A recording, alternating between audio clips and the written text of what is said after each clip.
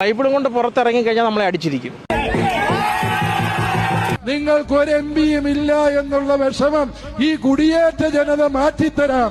നമ്മൾ ഒരെവിടെങ്കിലും നിന്നൊരു വചനം പറഞ്ഞു കഴിഞ്ഞാൽ നമ്മളെ അടിച്ചിരിക്കും.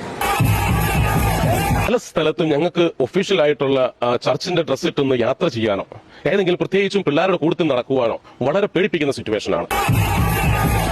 ക്രിസ്ത്യൻസ് ദേശദ്രോഹികളാണ്, ആന്റി നാഷണൽസ് ആണ്.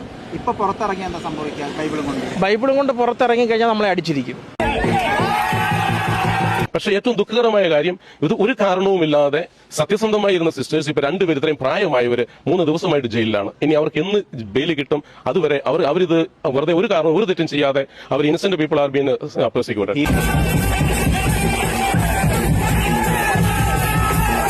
BJP-യുമായിട്ട് സംസാരിക്കാൻ മേലാത്ത സാഹചര്യമൊന്നുമില്ല. രാജ്യം ഭരിക്കുന്ന ഒരു ഭരണകക്ഷിയോട് സംസാരിക്കുന്നതില് സഭയ്ക്കോ സഭാ നേതൃത്വത്തിനോ യാതൊരു അകൽച്ചയുമില്ല. ബൈബിളും കൊണ്ട് പുറത്തിറങ്ങി കഴിഞ്ഞാൽ നമ്മളെ അടിച്ചിരിക്കും.